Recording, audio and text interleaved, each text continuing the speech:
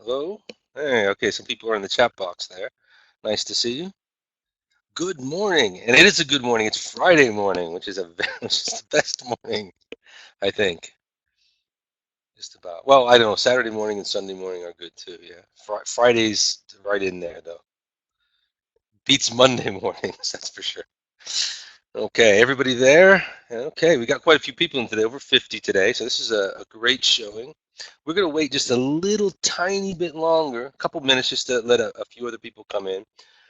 So as we're kind of going through there, let's just see if people can chime in on the chat box and tell us where you are listening in from. Where are you this morning? I'm in Madrid.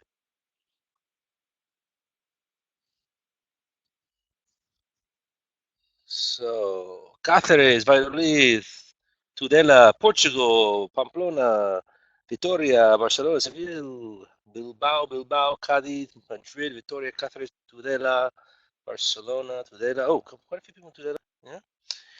Extremadura. Okay. Lots of people from Tudela. Okay. All right. Cordoba. Fantastic. All right. Valencia. So we're from all over the place here. This is one of the nice things about doing webinars. Yeah. Lleida. Very good. Keen to learn. All right. Well, I'm keen to try to give you some ideas this morning as well. Almeria. Oh, great. Okay, Almeria. Almeria is one of those areas that's difficult to get to in Spain. We try to get down there as often as we can, but it's one of it's really off the beaten path, isn't it? But it's always nice to visit down there. Segovia, Castellon, great. All right, and I don't know what the weather's like where you're at. I mean, here in Madrid, we've had a rainy-ish week, but now the weather's looking much better. They're saying we're going to have a wonderfully warm weekend. Do lots of things outdoors. Um, Lovely sunny day. Okay, sunny. Gorgeous autumn morning. Yeah, it's hard to tell if it's autumn or summer still. It's a little bit strange. Okay, Rache says she cannot hear. Okay, okay, Rache, maybe you can check your connection. So in the box at the top where it says camera and voice, maybe you want to turn off your audio and turn it back on again. Maybe you want to check your settings there as well. I believe you can check the settings there. Maybe we have someone else helping out in the chat box. Elena, she'll be talking in a minute. She might be able to help you out. Okay. And also just check things like your connection, make sure uh, everything's plugged in. Check the volume control. Okay. Okay. So hopefully you will all be able to hear me. Okay. Excuse me. Okay, so before we start, and I think we've got plenty of people in to get started today. So what I'm going to do is I'm going to do a little bit of housekeeping here at the beginning, just a minute or two before we start.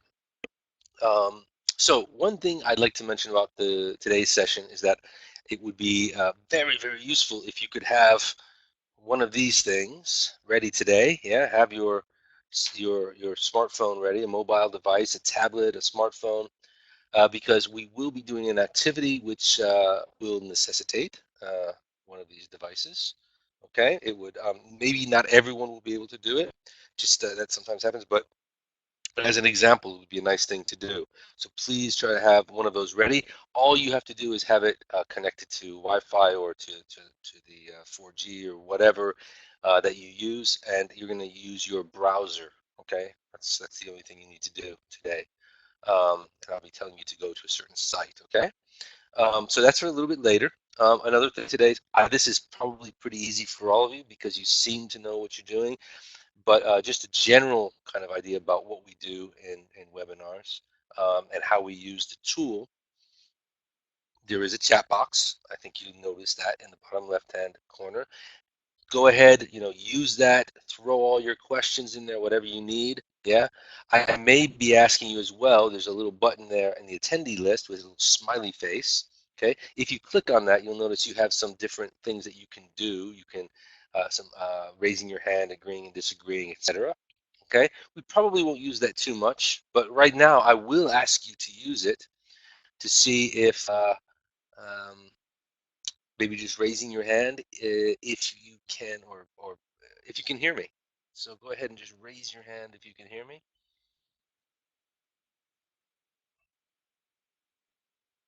Okay, you got most people thumbs up or hands up. Quite a few people haven't quite put their hands up yet. I think sometimes on a mobile device it might not be something you can do if you're or some people. Okay, if you can hear me now, go to the attendee list.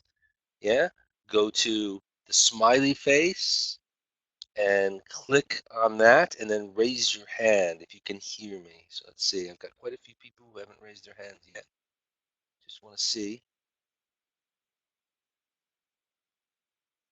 Some people may not be able to. Okay. Most people have raised their hands. Okay, if you're having problems, oh, people are still continuing to raise their hands. Okay, some people are still raising their hands. Okay, so we got the majority of people raising their hands. I'm gonna kind of take that as a sign that most people can hear me. If you're having problems hearing, yeah, um, please put something in the chat box. So, as a matter of fact, I'm going to ask Elena to type that in now. I'm going to introduce her in a moment, but if she could just type in that if she's having problems, technical problems or hearing, please type something in the chat box so Elena can try to deal with that as we go through. Okay. Um, Also, another thing that I'm going to turn off my camera in a moment so you can focus on the presentation itself, on the actual talk. And if you want to maximize that, there is a little a maximizing button there. You know, the four little arrows going off in diagonal in the top left-hand corner. So you can do that. Yeah. At different times during the presentation, I may ask you to be maximizing things as well. That's kind of optional, though. Yeah. Okay. And that's pretty much it. And then if you want to minimize it again at the top, you have exit the full screen mode. Okay. So you can come back, use the chat box, yeah, whatever else. But I'll let you. Some people like to look at the full screen, depending on the size of your screen. Some people like to have all of the things available, the chat box and everything, at the same time. Okay, so we are going to get started now. Um, so I'm going to get ready here. Okay, so welcome to everyone. We have quite a few people from all around Spain. We have over 50 people here with us today. We've already been checking a little bit in the chat box. It's literally from all corners of Spain. It's a Friday morning. It's a beautiful sunny day in most places. People getting ready for a wonderful weekend, and I'm really happy that you've joined us here today for our Pearson webinar series for English teachers. Okay. Um, this is a great chance for us to get in touch with you, to, to give you some ideas here at the beginning of the year when you often need them because we're all a little bit rusty at the beginning of the year, and so it's always good to have a few extra ideas. So hopefully I'll be able to point you, in that direction today, give you some ideas to try out with your classes. And the focus of today's webinar is B2 exam classes, finding the balance. Okay, my name is Brian Enquist. I'm a teacher trainer for Pearson. I've been working with Pearson for about 6 years now. Okay, some of you may have seen me around Spain. I've traveled to quite a few places around Spain. I may know some of you. I may have seen some of you before. Um, Now, today, B2 exam classes, finding the balance. What is this about? What are we talking about in terms of the balance? Yeah. Well, a balance between what? Well, exam classes. If people are actually doing exam preparation classes, and I imagine quite a few of you are, can you raise your hands if you're actually doing an exam preparation class?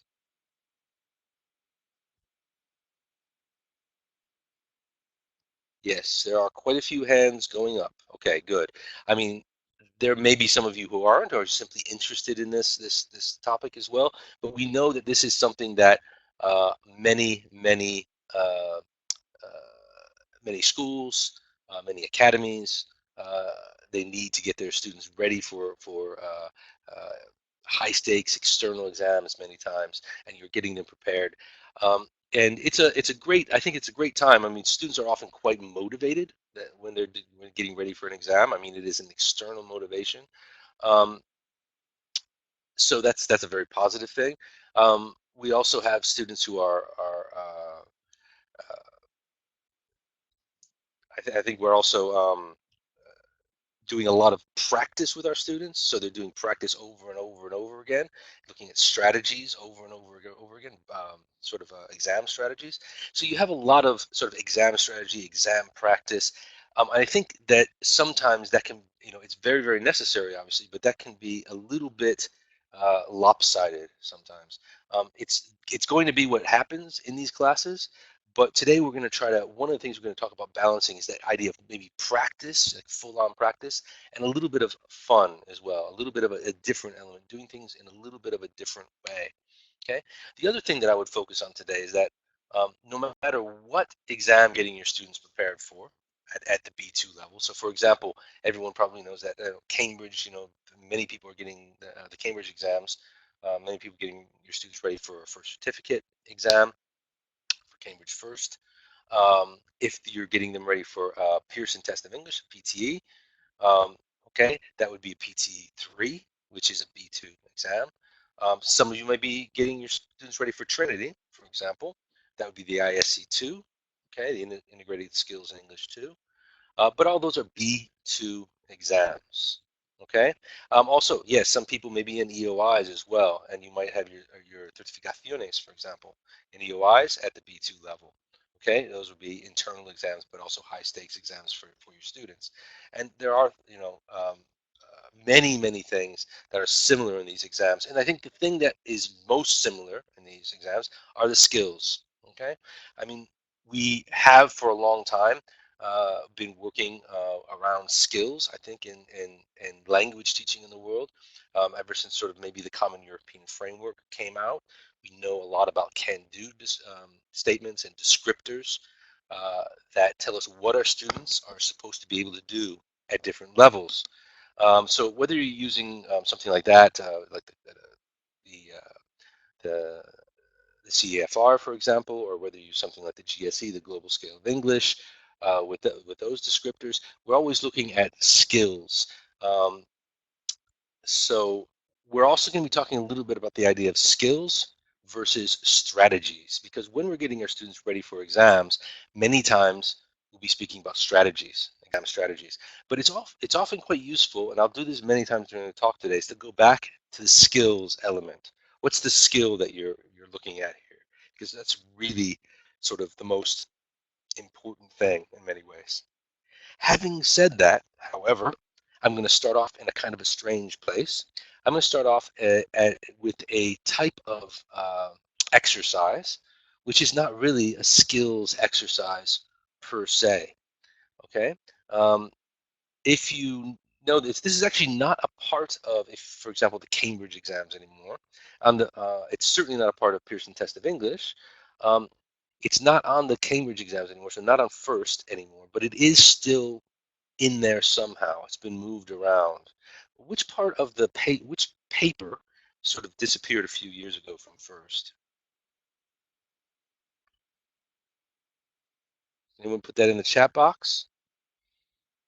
Which part kind of disappeared from the first a few years back? Okay, waiting for no idea. Okay, I'm thinking about the first, the Cambridge first. Yeah, the use of English paper, kind of. Yeah, good. Um, Okay, the three gaps in one word and all of them, that was actually at a CAE. That was actually for CA for Cambridge Advanced. Yeah, the use of English basically kind of disappeared, but it didn't really disappear because you can still find some of these use of English things where? Where do you find them? In the reading section, okay? Now, I think the use of English is one of these strange areas because it's not really a skill, yeah? It's actually knowledge of the language. And that's a little bit strange, I mean, the way we teach nowadays, we teach very much around the idea, as I said before, the CFR, descriptors, can-do statements, okay, competencies, and this is a very different type of area of the test. Um, I think, having said that, I think it's an area that many teachers kind of like in a way, because they're very grammar focused and they're very teachable types of things. Okay. Okay. So I'm sort of thinking about one of the sections here. Some people had mentioned, for example, at CAE, they got rid of that one section, which that's actually disappeared now. The, the three gaps, and there's one word that fits, that sort of collocates in each one of those gaps, that fits in some way. And I think they got rid of that because even at the advanced level, I mean, it was something that for teachers and native speakers possibly, um, uh, was was quite easy to do, and we liked to do that because it was quite a fun thing for us to do. But I think it was kind of a nightmare for students in many ways. Maybe that's why they got rid of it. I think students really had a hard time with that one. And it is debatable how important that is for actual communicative competence, I suppose. So that's one of the things about use of English. I'm also thinking about another section that's still there. It's still in the reading section on the first, on Cambridge First. And I think it's one that teachers generally tend to like. Can you think about what which use of English exercise I'm talking about? Kind of forgotten some of the, oh, open closes. Yeah, sometimes we like those. Yeah. Yeah, transformations. I was thinking transformations. Yeah, I mean, you could think of whatever you want, but today we're going to focus a little bit on transformations. Okay, so everyone, I think, understands how they work more or less. Okay, we're going to take a look at those here. So keyword transformations, something I think that teachers like because it's teachable. Yeah, but once again, it's not really, um, well, a skill per se. Yeah, it's more of knowledge of the language. And many times we'll see this, for example, in um, in a grammar section of a book. So this is actually comes from Gold First, and you'll notice that it's about passive forms and reporting verbs, because reporting, yeah, and passive forms are things that come up in this a lot. We can often predict what's in here, yeah. But what's the skill? What's the skill here? I mean, it's a predictable thing, generally speaking. Whoops, I jumped down there a little bit. I'm gonna have to go back up, I think.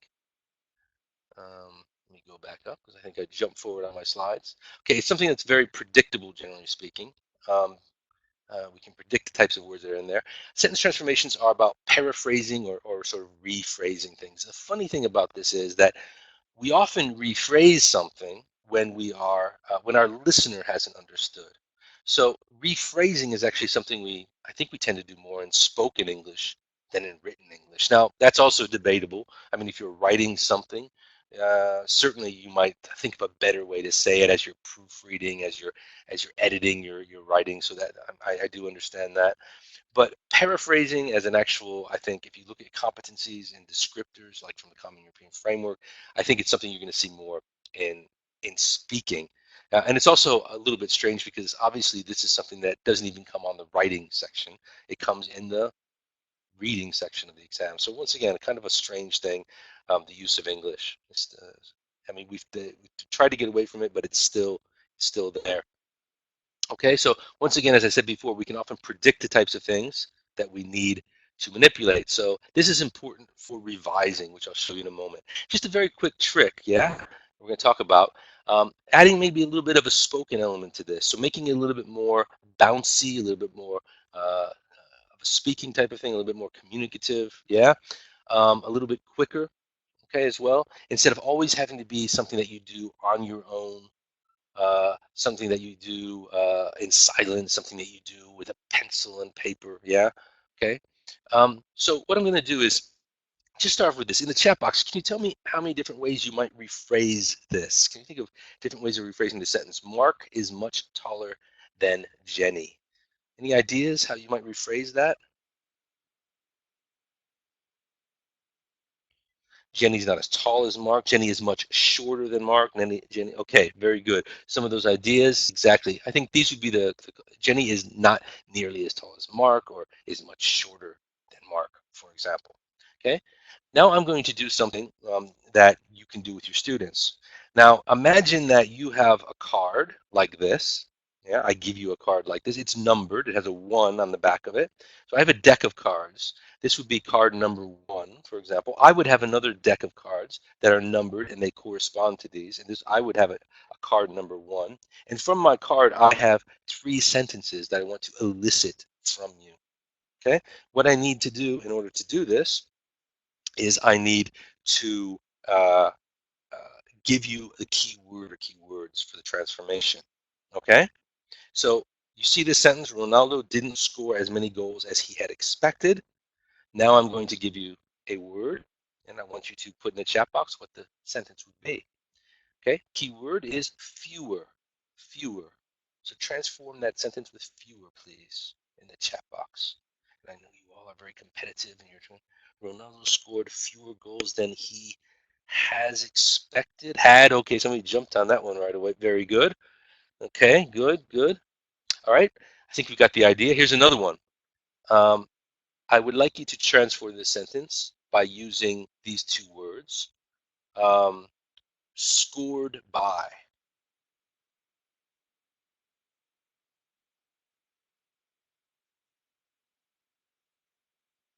Scored by.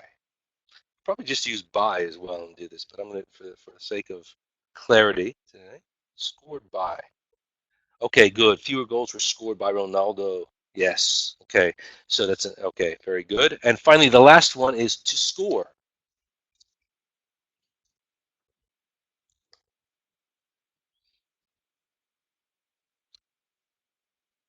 A little bit trickier, maybe. To score. This one is more difficult. Ronaldo was expected to score more goals than he did. I think yes, that could be that you could possibly say that was correct as well. Yeah, these are the answers here. Okay, um, okay. I think was expected to score. Yeah, I think you've changed quite a few things there. But in any case, you've got the basic idea. These are basically, I mean, once again, idea of building up a card bank. Okay, here's one more, just very quickly. You could do another one. You'd have this would be another card, for example, card number three, and my card number three, or the other student's card number three, would be this. Yeah. Okay, so you can elicit these different types of possibilities, different types of sentences, and this can be done as a speaking. Now, remember, what you can do with this is, with your cards bank, always be on the lookout for repeated transformation types. Many books, as I showed before, you'll be working in a particular grammar area. So as you do that grammar area, you can write these in. Your students can do the same thing. Your students can make up these cards. Your students can add the cards to the bank, yeah, and revisit that card bank periodically, as exam practice. Okay, so it's a little bit of a nicer way of kind of like revising these types of things, I think, from time to time. All right, so what we're going to do then, we've looked at the sort of the odd one out, the black sheep of the family a little bit, which is the uh, the use of English, right? Um, the one thing that doesn't quite fit in the rest of the exam because the rest of it is all skills. So let's take a look at the four skills now for the rest of the webinar. Okay, the first one we're going to look at today is reading. Okay, here is a reading that you might get from first. Okay, and I often forget which section it is, but I do know the name to it. Here is a type of reading. Okay, if you notice, you have here actually four different texts. If you notice, these are four texts on four singers. It says feels nothing like Teen Spirit. So these are four singers who are not sort of grunge singers. They're kind of modern day kind of troubadours or more folky, so a little bit of a different kind of vibe there, yeah. And you have defined information in those different texts, right? Okay, that's right. It's called exactly very good. So we got some people out there. Maria Jesus, yeah, told us that this is the multiple matching. Yeah, correct. Okay, so in multiple matching, once again, go back to this idea of the skill. What is the skill in the multiple matching? What do we have to do there? I might have given it away a bit, but what are we trying to do?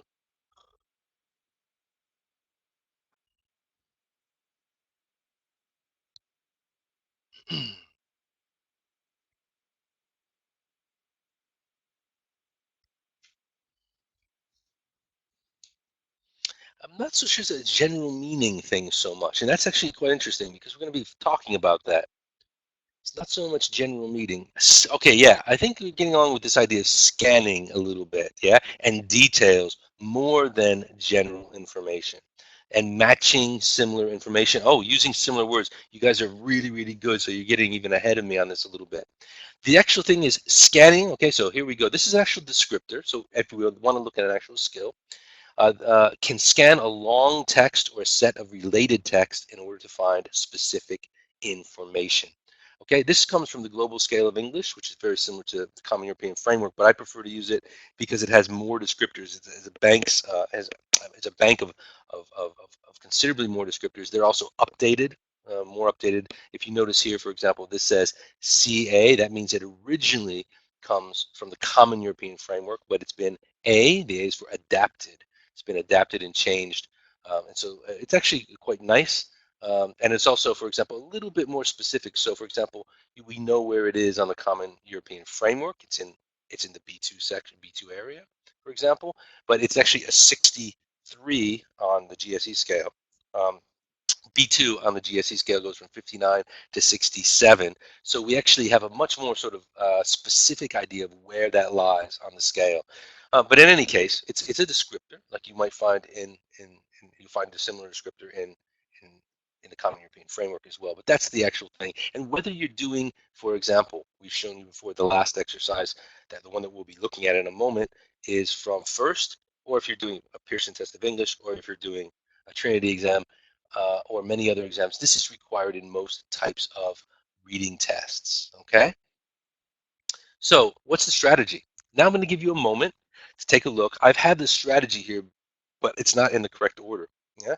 So what I'm going to have you do is put the correct order in the chat box. Let's take a look here. We have different sections. One is scanning each section quickly to find the information related to the questions. One is highlighting possible answers. Another one is reading the section of the text you choose again more carefully. The other one is leaving questions that you're not sure about, but you can go back to later. And the last one says read the questions and mark the keywords for reading the text. So can you put those in the order? Yeah, it could be B C D A E E C D B A, whatever you want in the chat box. And let's see what people come up. We got E A B C D from. Uh, okay, we've got E A B C D E A. A lot of people with E A B C D. So let's see if that's correct. E A B C D. Very good. Well, you're obviously very accomplished uh, uh, at your teachers for exam classes here, so that's good. Um, um, so what we're going to look at today is this is great, and this is a strategy, and we're going to use this strategy, and our students should use this strategy. This is a tried and true strategy, and they should have this in their head. But what we're going to do is we're going to actually look at spicing it up a little bit for a variety of reasons, and also maybe and I'll come back to this a few other times during the course of today's webinar. It's about spicing up a little bit, but it's also about maybe scaffolding it a little bit for the students. I'll show you what I mean. So what we're going to do today is we're going to actually do this quite differently, because you remember some people said general understanding. It's not about general understanding. It's not about just reading, but we're actually going to do a gist reading. Okay, and we're going to do this through a jigsaw reading. Now everyone knows, I think, what a jigsaw reading is. Yeah, is that correct? So everyone just want to tell me? Yes, most people. So jigsaw readings, I think we're all used to these. There's also jigsaw listenings. There's lots of things, but we're going to look at a jigsaw reading today where you have different people reading each of the text. And obviously, this type of question, this particular exercise lends itself to that because you have four texts already. Now, this is not something they need to do for the exam, okay? And it's not something they would have time for in the exam either. Okay. The reason that we're going to do it is because many times at the beginning of the course, for example, as you are now at the beginning of the course, your students may be a little bit, they may not be quite ready to dive in and do this from the very beginning. They still need that extra step, scaffolding for getting the gist, first of all. So we're going to do it as a jigsaw reading. And once again, this adds a little bit of a spoken element to it. Yeah, so you're adding that as well, which is quite nice. And here you have, for example, the way you might one way you might do is by covering these up. For example, you can project it on the board. You can reveal one by one and only have certain students read it. But in any case, you're going to have four different students reading four different texts, and they'll be in groups and comparing what they read. Today we're going to do this actually here. We're actually going to do a jigsaw reading very quickly. And I'm going to divide you up into groups. So if your name begins with in the alphabet from A to M, for example, your first name is from A to M, you're going to be the first group that's reading. And you're going to be reading the first reading here about Jamie Cullum, okay?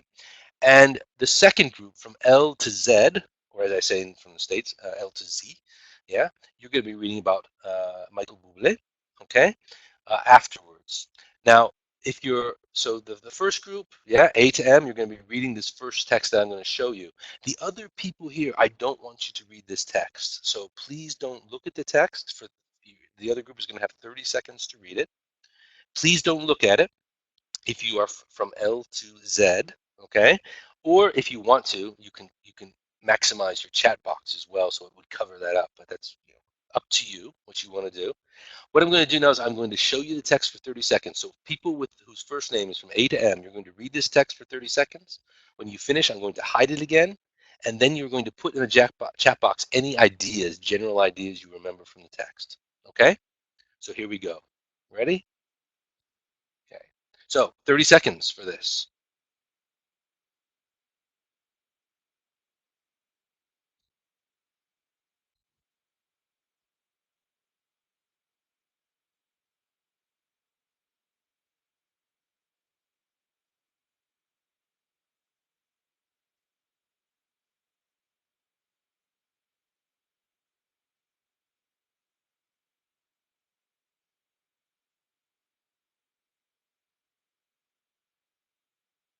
Okay, and stop. So, people that read the text, please, in the chat box, tell us anything that you remember there, general gisty ideas about it. Yeah?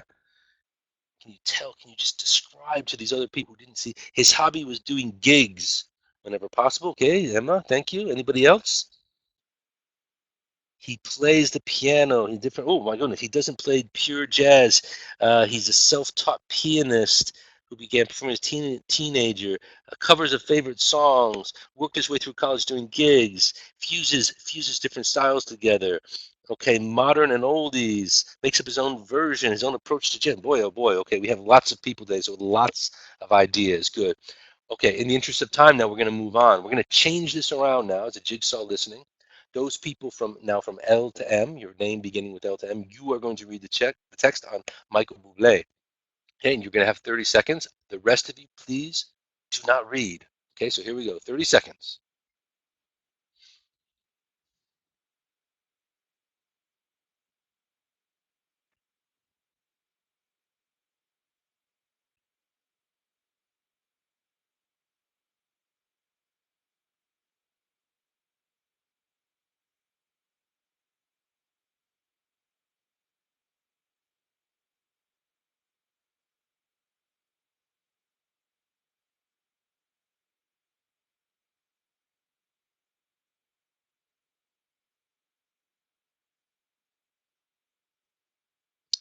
Okay, and stop. Okay, I may have cut you off a little bit earlier there. Okay, let's see. Um, so in the chat box, anything that you remember about Michael Bublé, just go ahead, pop it in there. People who read that text. Okay, influenced by his Italian origins. Good. Swing. He likes swing. Swing. Into swing because of family roots. Okay, so we've got that a little bit. Anything else? Bestseller swing album. He likes swing the most. People are really into swing here. Swing in childhood in Italy. Okay, so we've got some very, yeah, that's something people definitely remember. Uh, author's opinion about the music and the influence he had. Other types of music, but swing, he used swing as a rebellion. Okay, that's interesting. Anything else? Okay, I think so. Here you go. You have the idea of what I'm sorry, what a jigsaw reading is. Just for fun, we've had a chance to do that because now we're actually going to do something with this. Okay. Now your students would then do the task and they would use the strategy that we saw before. Okay. So now you get a chance for them to actually do the strategy. So what we've done is we've allowed them, we've scaffolded it a bit, we've allowed them to do a gist reading first, but we've done it in a way which is a bit bouncier by turning it into a jigsaw reading, okay? So that's a way to maybe spice up your class a little bit. It's also a way to scaffold and support your students early on in the year like we are now. They may not be ready to jump right in to the exam strategy, so you need to stage it a little bit more for them. Okay, so here's the thing though, once the students have answered the questions, what do? Does the teacher just read out the correct answers in front of the class? Yeah, is that what you would do? I mean, probably a lot of you would do this as well. Yeah, some people are saying no, yeah. I mean, you want to keep involving your students. So maybe your students could volunteer the answers, yeah, and citing from the text. And then also we have this idea of comparing. So actually other possibilities, very good. Victoria, yeah, comparing answers. Extremely important for students to talk about this and compare answers. And remember, really important, we have our students in groups of 4. So it's really easy for us to get them to compare. We can have, for example, 2 of them compare with each other, first of all. Okay, and they tell them, each other, why did you reach this answer? Why did you think that one was correct? Where did you see that information, etc.? Okay, and then you can also have the full group look at it. So you're getting a lot of work there. So that's a very, very good thing to do. Now what we're going to do is we're actually going to uh, talk about what we might do after this in order to check the answers again, yeah, in a full class situation. What we're going to use is a Kahoot. Now some of you may have seen these before and they're a lot of fun. So I'm going to have Elena put in the chat box where you're going to go, which is kahoot.it, okay? And I'm going to share my screen with you here. Okay, I'm going to share my screen. Let's see. Okay, and I'm going to go to the place to Kahoot as well. Now, you're going to do this on your mobile devices. I'm sorry, I forgot to tell you that. Remember, on your mobile devices, I told you to go to kahoot.it, correct? Okay, what we're going to do is that. So go get on your mobile device. Can everyone see my screen now? Yes, people can see my screen. Good. Okay. So we're going to go to kahoot.it and I'm going to get this ready. Okay, now I'm going to start this. Classic mode. Okay, good. Now, I'm actually turning off my sound for a moment because there is a song here that you can upload a video to this as well. So this is a Jamie Cullum song. So as people are getting ready, what I want you to do when you go to kahoot.it, you're going to be asked to put in a game pin. Okay, so there's the pin 233184. Good, and you're going to ask for a name. You have that. So we got Kiri and Anna are in there. Let's see how many people we can get in playing the game. We've got a lot of people today, so I don't know. We have sort of over 70 people now in the webinar, which is great. Okay, so we've got quite a few people in there. I know everybody wants to get in, but what I'm going to do, 18 players, 19 players, 20 players, well, that's a lot, okay? I'd like to have everybody in there, but I'm only going to give you a moment. Now, if you can't all get in there on time, we're going to start. Because not everyone will be in on time. That's okay, because we can still all watch together and see how it works. And this is very easy to do. It's very easy to create. Go to Kahoot, create an account. You can make these on your own. You can share them with other teachers. You can share them with and then you can do them with your students. You can use them over and over again, which is another nice thing because we don't want to make these all the time. Okay, but here we go. We're going to start it. So if you're not in now, okay, I'm sorry, but we're going to start. So we got 33 players in. And the very first question, now you watch your mobile device. The very first question is coming up. Which musician is globally very successful? So you're going to have a limited amount of time, 10 seconds here. You have to decide which one. So press your mobile device. We're getting answers and answers. We're going to see who gets the correct answers and also who was the fastest. Okay, so let's see. Good. So we got, 10 people got it correct and 10 people got it incorrect. And Lola is ahead now because probably she was the fastest on the draw there. Very good, Lola. Let's see who can win. So question 2 of 5. Here we go. Okay, so 9 seconds, 8 seconds, 7 seconds. Here we go. People are still chiming in with their answers here. They're still answering away. Oh, not everyone answered in time. Time is up. So let's see what happened. Okay, more than double the number of people got correct than incorrect. Very good. And okay, Alice, you are ahead right now. Maria, second place. So let's see who is ready on the third question. Who is going to jump ahead on the third question here? So, which musician plays with a mixture of different genres? Oh, I know this one, I think, because I think we talked about this before. I think we did during the jigsaw reading. Okay, let's see. Okay, quite a few people more. You're getting better at these. I'm very, very impressed. Okay, good. Maria ahead there. Very good. Okay, so Maria, can you hold on to your lead for 2 more questions? There are 5 questions. Number 4. Which musician receives a mixed reaction from music lovers? Let's see. Okay, very good. Here we go. Okay, and time is up. Okay, interesting. Not so good that time. Okay, Gail, you're ahead now. Great. All right, Gail, you got quite a commanding lead there. If you're fast on the next one, you may retain this position. Let's see. Let's see who ends up. Which musician wanted to offer an alternative to the usual music on offer? So here we go. Quick answers. A lot of people quick there today. 22, 23. Okay. So this is we still have some people who haven't answered yet. Only 24. Some people might be having problems the first time they're using this. That's normal sometimes, but it's actually quite an easy tool to use. Let's see then. 2 seconds. 1, 0. And let's see who won. Let's see. 18. Okay. Oh, okay. So most people got that one correct. And let's see.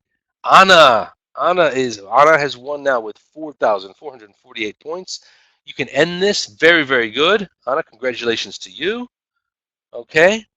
And the final results. Okay, so you can see these results, you can save those results, etc. Here, a very, very nice tool to use. Okay, so that's Kahoot once again. All right, I'm going to go back. I'm going to stop sharing my screen here in a moment. I'm going to go back here. Let's see. So okay, and we're going to go back to our presentation, and I'm going to put my sound back on. Good. Okay, so can everyone now see the presentation once again? Yes, okay, good. So, I mean, once again, this is just a nice way. If your students get used to using these, they'll be quite motivated to do the jigsaw readings. I think a lot of times with jigsaw readings, we tell people, oh, do the jigsaw reading. They'll tell well, why are they telling their partner what they read? Well, a lot of times you have to give them a reason, and this is a pretty good reason, I think, sometimes for your students, that the fact that they're going to have a little game at the end as well. It's lots of fun. And these are becoming very popular. Kahoot's becoming very popular. If you have a projector in class and an internet connection, that's all you need, and your students have mobile devices. That's pretty much it. And so it's fairly easy to use. Okay. Good. Okay. So Elena's put in there, and she's told where to go. Yeah. To do that. Okay. So let's think about some of the answers. Let's just go a little bit further with this. Let's just milk this activity for all it's worth. Yeah. Let's think about some of the answers here. Somebody referred this earlier on, that you're looking for things said in different ways. So once again, the answers, for example, here's the questions on the side. They're asking for who is globally successful. They don't say globally successful, but we do have million worldwide sales. So worldwide, global, million sales is obviously successful. The, a wide and varied performing life. Wide and varied. Well, here we don't have that information, that exact word. Every kind of performing life. Gig. Yeah. Mixture of different genres. Mixture. Yeah. Everything gets thrown together. Isn't pure. Those are mixtures. Different genres: jazz, pop, rock, dance, hip hop. Okay. So these are the types of things you're used to having your students look for. These types of things. So a lot of what you need your students to look for are synonyms, opposites, paraphrasing, all of these types of things. What we're going to do now is talk about how you might raise awareness of this. We're going to do this through a game. Okay. Now this game, I'd like to credit Rob Dean, who's a teacher trainer who works in Europe. He does quite a few webinars as well. He's done quite a bit of work for Pearson, and continues to do work for Pearson as well. So this is quite an interesting game that we've seen him use in some of his webinars. So we stole this idea a little bit because it fits in quite nicely here.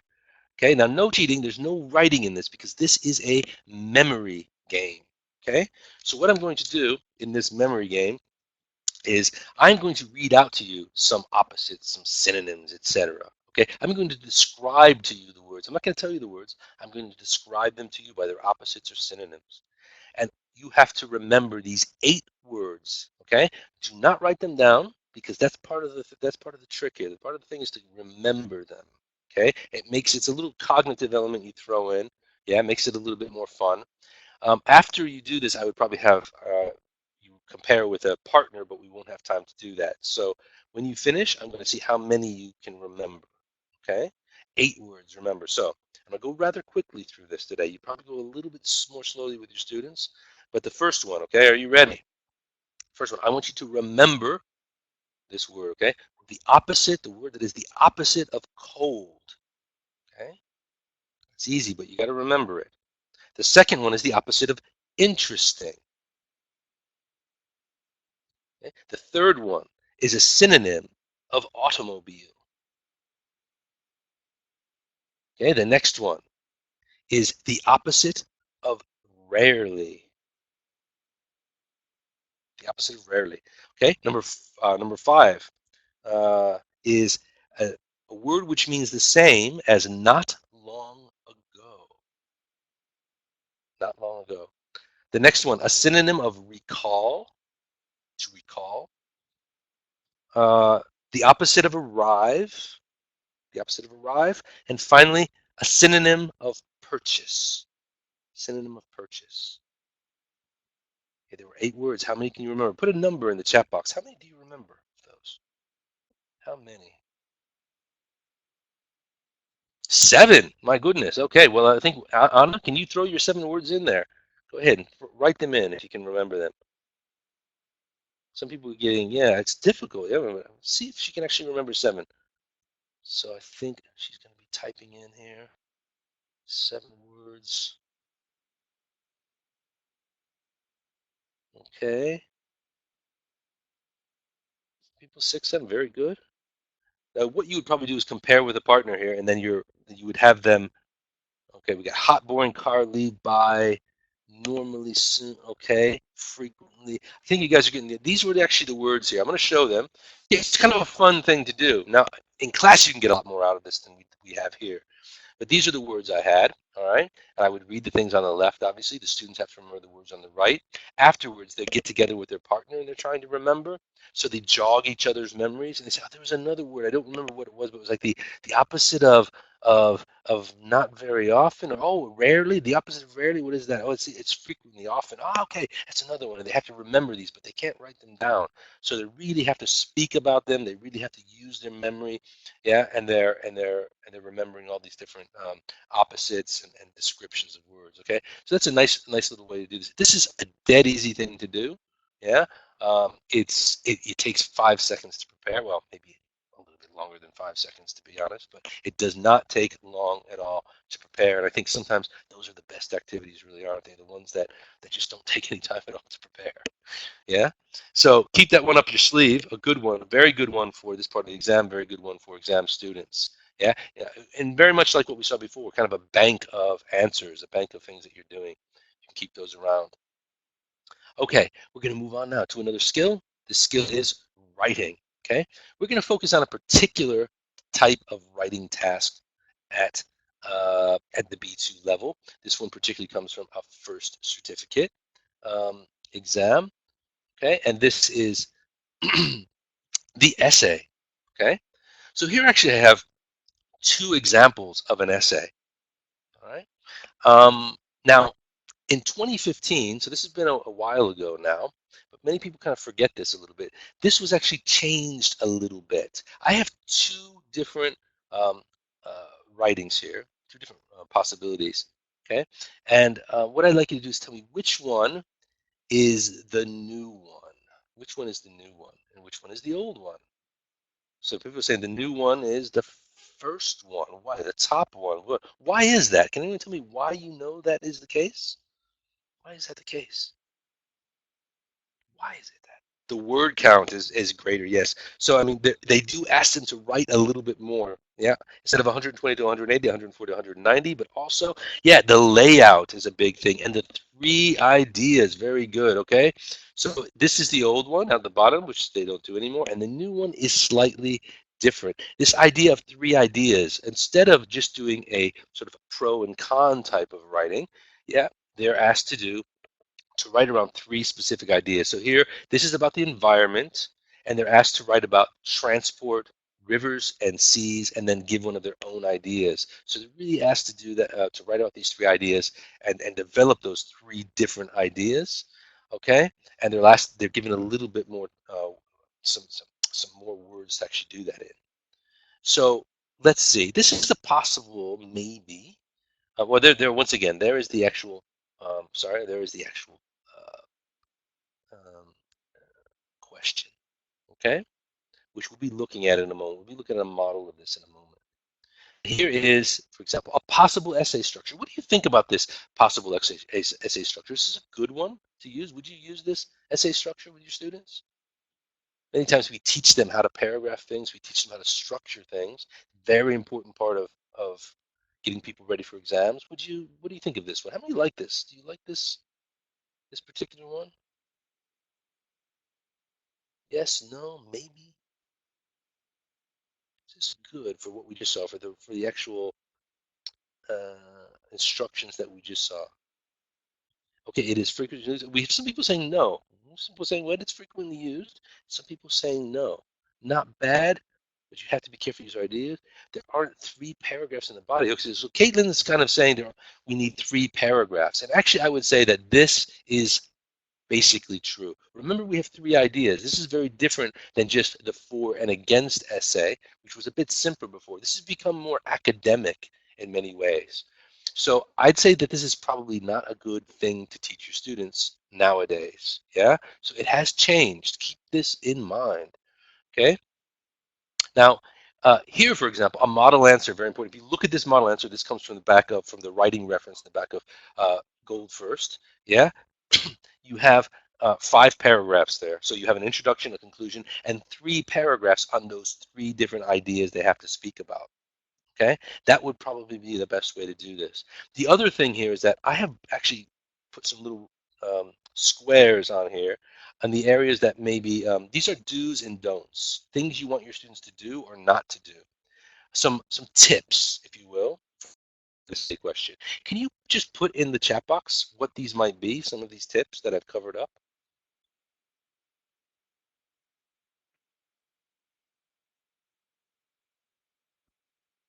Use linkers, okay, Caitlin? Use linking expressions. A lot of people go on there with linkers. Very good. Rephrase the question in your own words. Very good. Don't lift from the rubric. Yeah? Okay. You don't have to read the text to be able to do it. This is just for an essay in general. What do you think are good positive and negative points to do? Use connectors, useful phrases. Okay, people coming with some good ideas there. Let's take a look what these actually are. Clear summary paragraphs. Don't use contractions, okay, if it's a formal essay. Exactly.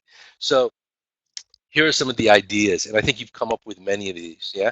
Here's a nice one: using rhetorical questions to engage the reader. That's a nice one. Here's the one everyone is coming up with: the idea of using linking expressions. Yeah, which is what we're going to look at today, actually, in a moment.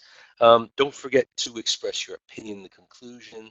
State the topic, but in your own words. In your own words. Once again, not lifting from the rubric. So very good. Include your own idea. Remember, they have two ideas that they are given that they have to write about, but then they also have to create their own idea. This is quite, for first certificate, it's quite demanding. It's quite academic.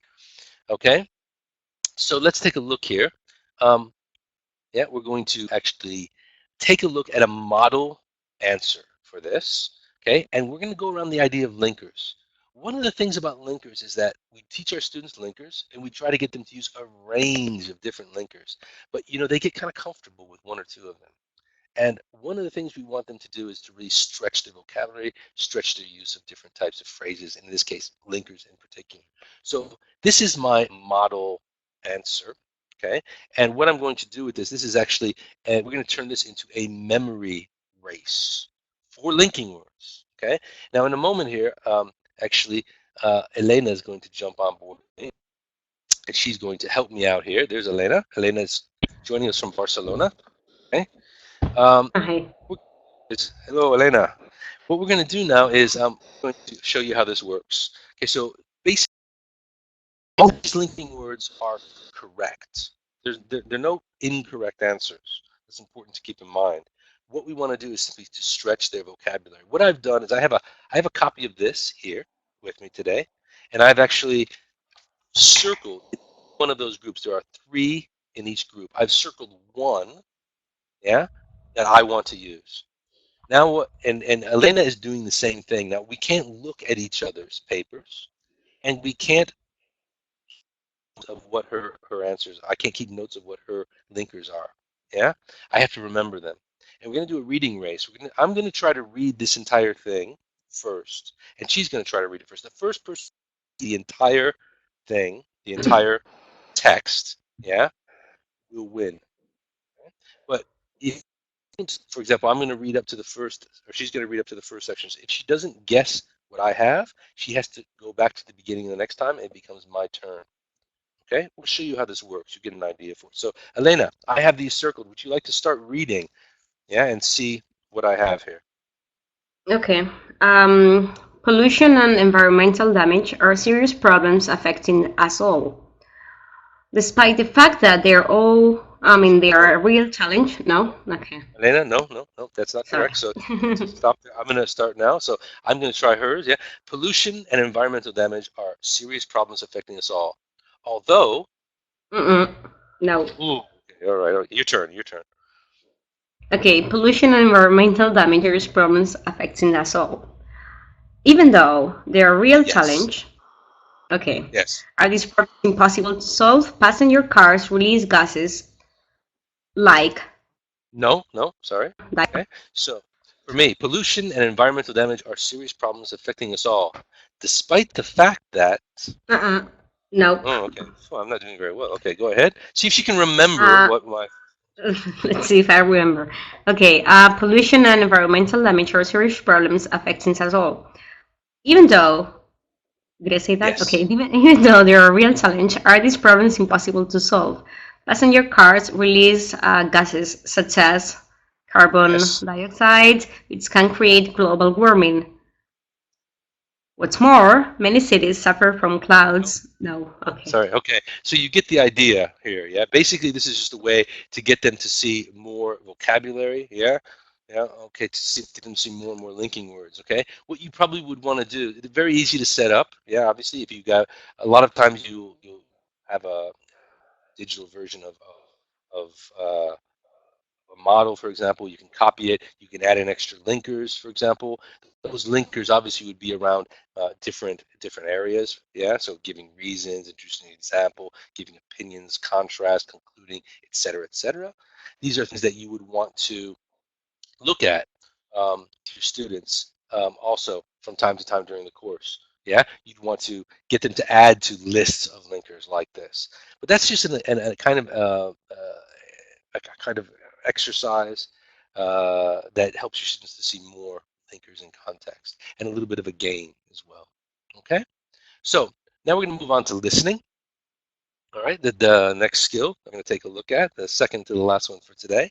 And I'm going to take a look at this part of the listening, and you might tell me which part of this is from the first certificate, listening as well. Which part is this? Okay. So yeah, I mean, Tracy, I think you might have jumped on that one already there. I'm not sure. Yeah.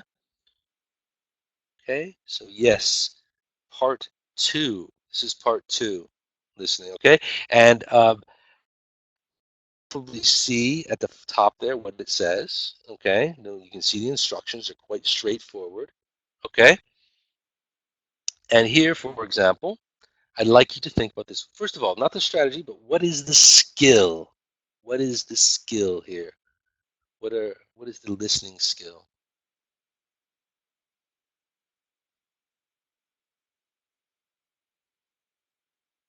Detail. Very good. Yeah, detail. A lot of people detail the listening. Okay. Specific info, detail. Great. Yes. Listening for specific information, detail, stated opinion. Okay. So this, in this case, it's what it's, I believe, 1 to 3 words. Is that correct? 1 or 2 words? I can't remember exactly. I think it's 1 to 3. Um, uh, 1 to 3. Very good. Thank you for jogging my memory there. Memory's not what it used to be. So yeah, so we have a few words going to get 1 to 3. Now, what is the strategy? They're not looking for you know what is the strategy? They're not looking for gist or anything like that. So we're looking at the skill. We know what they're looking for. Specific words, actually. Yeah. What is the strategy? What would they do here? Yeah. I mean, they're gap filling. That's the exercise. But what's the strategy? What would you teach your students as an exam strategy? Focusing on keywords. Yeah, I think this is it. Very good. Catherine Miller, for example. Yes, very good. Predicting. I think a lot of this, the main thing, there's a lot here in this strategy, but the main thing here is read the sentences and decide what kind of information is missing. What's the possible part of speech? Can you guess the word before you do the listening? Okay? And this is actually a great strategy. But I think it's a great strategy once you're listening. They're pretty good listeners, and they're able to organize what they're listening for. I'm gonna go to a little idea here. I've got a picture. Okay. This picture is supposed to represent an expression in English. Do you know what expression I'm thinking of?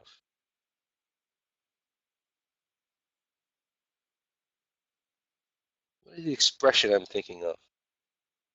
Can't see the forest for the tree, or can't see the wood for the trees. Very good. The wood for the trees. Actually, that's the expression I was thinking of. Very good. I'm also thinking maybe we turn that around. Sometimes you can't see the wood for the trees, but in this case, maybe you can't see the trees for the wood. Okay. I'll let you know. I'll show you what I'm thinking about here. We're going to do this exercise together. I've basically I've got a listening, not the same listening we looked at before, a different listening, but it's also a listening about animals. Okay. So it's similar in that sense. And we're going to take a look at what I mean by that, not being able to see the trees for the wood. Yeah, because I think many times here in this part of the exam, they're sort of bombarded with lots of lexical sets that are very similar all at the same time, and they become very distracting. They're not distractors per se, but they are distractors in a sense because it's a sort of a lexical barrage, if you will.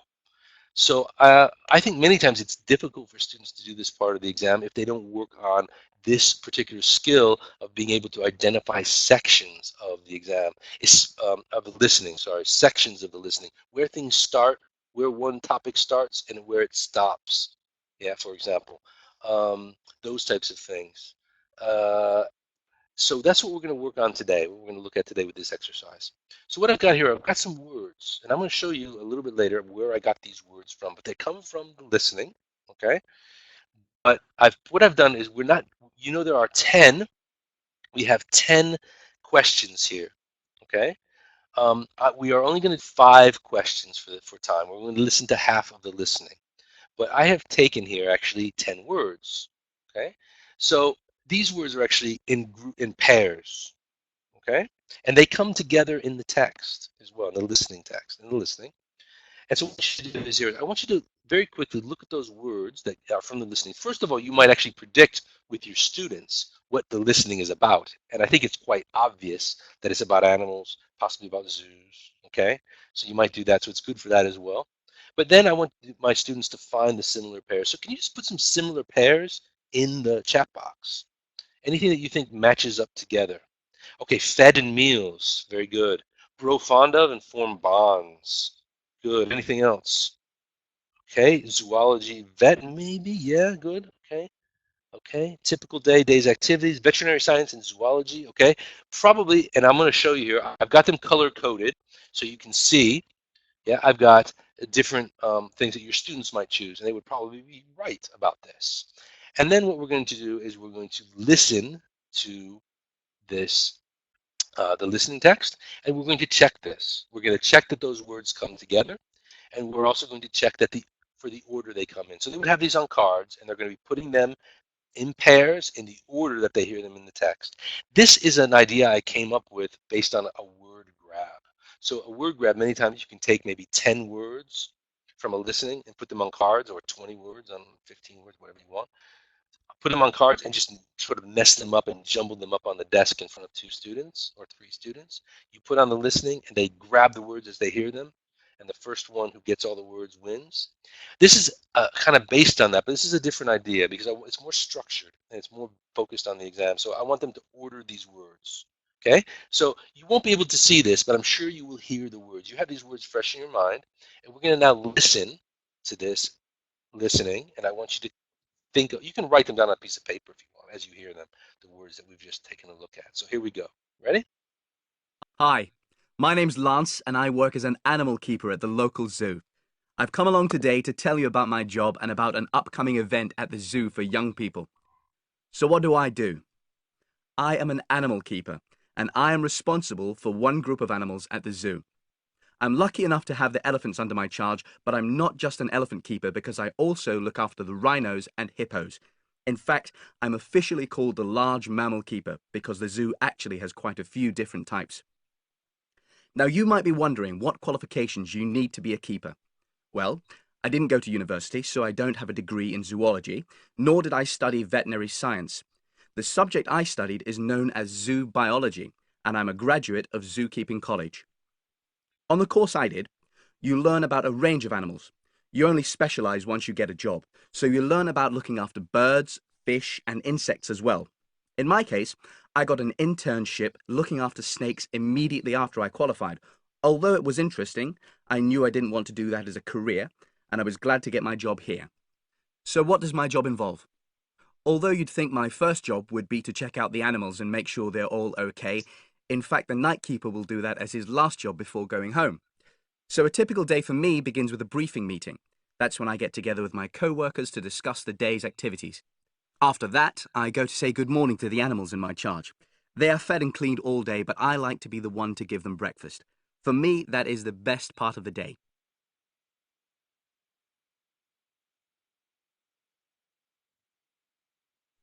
Other meals will be distributed by my assistants. Another favorite activity is giving. Okay, sorry about that. Sorry about that. Yeah, I think some people you couldn't see the words, but I told you that would be the case there. I'm sorry about that, but I was thinking just, your students obviously would see the words. And I think you probably heard the order more or less because you'd seen them before, and they came up in this order. Yeah, so uh, 1, 2, 3, 4, 5, 6. Actually, I said there were 5 questions, but there's actually the first 6 questions. Sorry about that.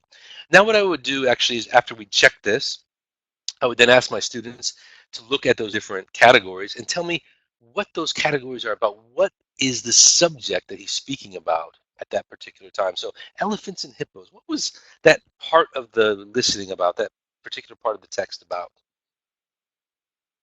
Mammals, good. Mammals, great. Anything else more specific? Good, good. Anything else? What he looks after, large mammals, his response. Okay, good. So those types of ideas. Actually, I mean, large mammals is actually the answer from, well, actually the answer. They may actually get the answer here. They may just say big animals, for example, as compared to birds and fish, which are small animals. When they go to zoology and veterinary science, they might talk about studies, which is also true. When they talk about birds and fish, as I said before, they might talk about small animals, or they might talk about his first jobs, for example. And I think uh, there's no correct answer here. They may actually elicit the actual answer that they're going to be doing later on, but that's okay because remember, this is something we're going to be doing at the beginning to kind of scaffold them a bit, yeah, to try to get them used to a certain skill that maybe they're going to need in addition to the strategy. Okay, so we're going to take a look at these types of things, and we're going to talk about them. Okay. Then after that, we're going to use the strategy, and we're going to actually have them predict what's there. So Lance's official job title at the zoo is Zoom Keeper. Here you probably would know that it's the large mammal keeper. Yeah, I believe it's large mammals. Yeah, large mammal keeper. I believe that's the correct answer. The subject he studied at college. Okay, these types of things. Now, where did I get all this information from? I actually got all this information from the tape script, and this tape script is online. Okay, it comes from English.com.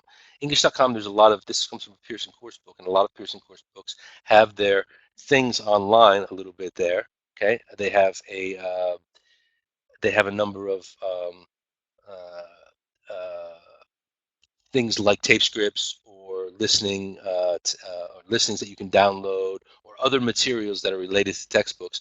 And actually, these are very, very useful. Having uh, a listening a tape script from the listening that in a digital format that you can just download and copy and do things with. Because if you notice here, um, if you look by paragraphs, actually, it's kind of a type of discourse analysis, really, in a way, a kind of text analysis.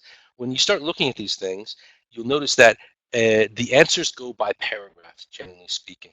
Okay, and they are very, very rich in lexical sets. So, for example, the first paragraph we have elephants, hippos. We also have rhinos in there. We have this other word, which is large animals, large mammals, for example. Okay, and so that's kind of a very rich in lexical sets. The problem for students, a couple problems, is that they hear this barrage of words and they can't kind of sort them out and they get confused. So what we're doing here is we're helping them a little bit. We're helping them by scaffolding, yeah. Uh, we're helping to scaffold them a little bit and to get this skill down before they um, before they actually move on to the strategy. For example, if you look at the second one, we have zoology, veterinary science. We also have zoobiology. So zoobiology and zoology would also be very, very confusing, probably for students. So these types of things, yeah. I think it's kind of an interesting way to look at something. And the moral of the story here, I think, as well, is to basically use your tape scripts. I think we don't maybe get the full benefit out of them sometimes. And if you, for example, have been attending some of our other webinars, a webinar on video, for example, with my colleague Michael Brand, he talked about using tape scripts, digital tape scripts that you could download, for example, from English.com or another place, to actually create word clouds. Okay, so that's an idea, something that you might want to think about doing. Finally, we got one more activity around another skill. The last skill of the day is speaking, and we're going to run through this one rather quickly because we're because of time. Yeah, but let's take a look at this speaking section. Here is a particular part of the speaking uh, exam from first certificate. Does anyone know which one this is?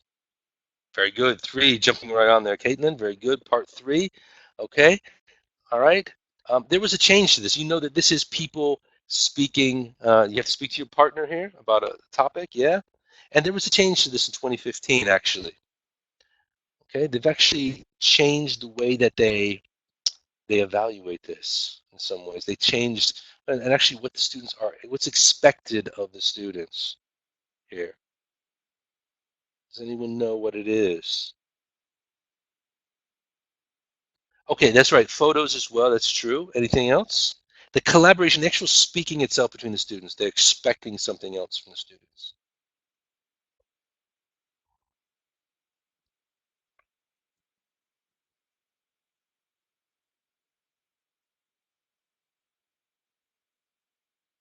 Second question. What is the second question?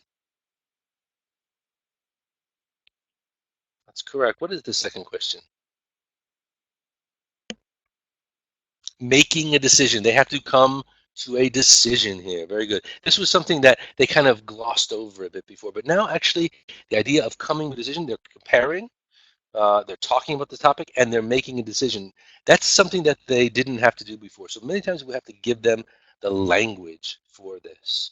So I'm just going to very quickly show you a possible way of doing this. Has anyone ever done, this is an old activity. I remember doing this on a blackboard with chalk and an eraser. Yeah, I don't know. Some of you may remember those days as well. Um, uh, we're going to talk about doing a disappearing dialogue, or sometimes they call dialogue builds with a disappearing dialogue as well. Does anyone remember those disappearing dialogues?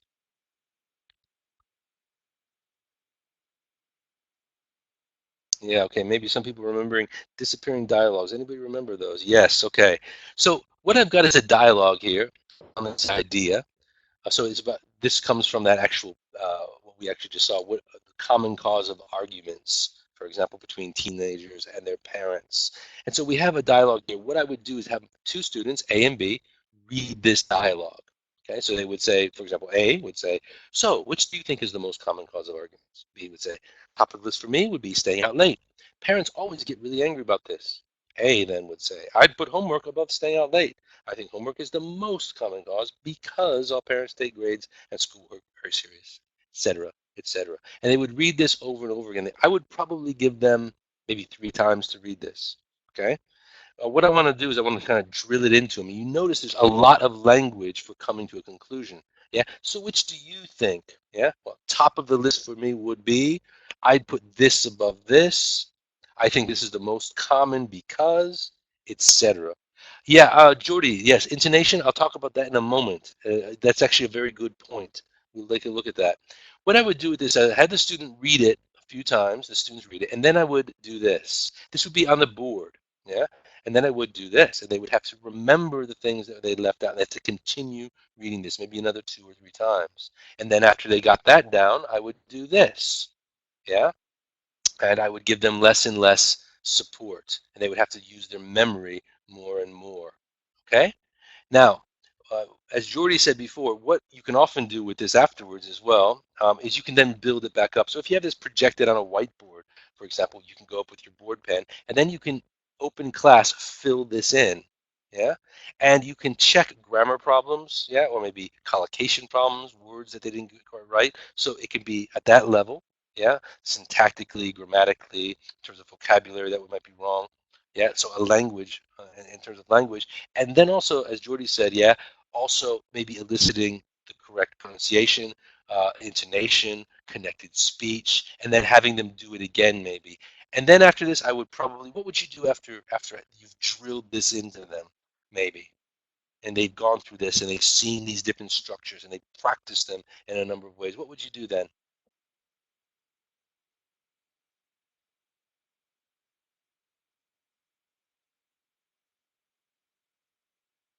And the idea is what you would do after that. Yeah, without the script entirely, possibly, but yeah, I would probably do something else. Yeah, give them another question. Yeah, give them another task to do, a similar task. And so hopefully then go around and check that they're using that language. Yeah, because then it'll stick in their head a little bit more. And when they're in the exam, hopefully those things will come back to mind when they're doing the exam. Yeah. So I just went over that one very, very quickly today. Yeah. But that's not an oldie, but a goodie as well. A lot of times you can recycle these old things. And these things, disappearing dialogues, are much easier to do now because you have things like PowerPoints where you can do them beforehand. Yeah, and all you have to do is press a button instead of going to the board and erasing things and then writing them back in. So actually, technology helps there a bit. I'm gonna then we're coming to the end of the webinar today. Just want to see if there are any quick questions before we finish up today.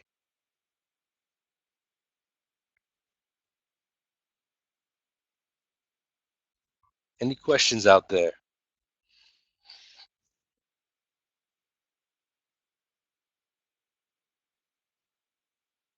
Okay, taking out the chat box.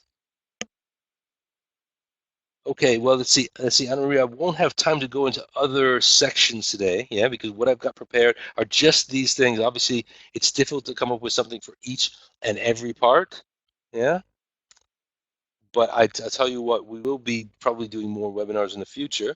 If you'd like to get in touch with me, I've got my contact details, and I can actually discuss that with you, and maybe we can include that in a future webinar if people are interested in that, yeah.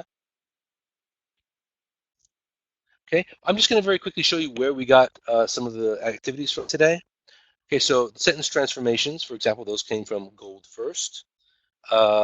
This last speaking activity around part 3 came from Gold Experience for B2, which is for the for schools version of the exam. We had the multiple matching reading, the jigsaw reading, and then we did the Kahoot after. That was based on something that came out of First Expert. And The listening that we did, the wood for the trees or the trees for the wood activity, that came from practice test plus. Okay, and once again, just do remember that all of these books have materials that you can download, tape scripts, the actual listenings, other materials that are on English.com. Okay, right. So finally, then, I'd just like to say thank you very much for showing up today on this Friday. Um, this is my contact information if you want to get in touch with me. We have our blog as well on ELT Learning Journeys. Check that out if you're interested in any Halloween activities or anything like that. Elena has a blog post up this week with some activities around Halloween on ELT Learning Journeys. Okay. Um, and the other thing I'd like to say is simply have a very, very good weekend.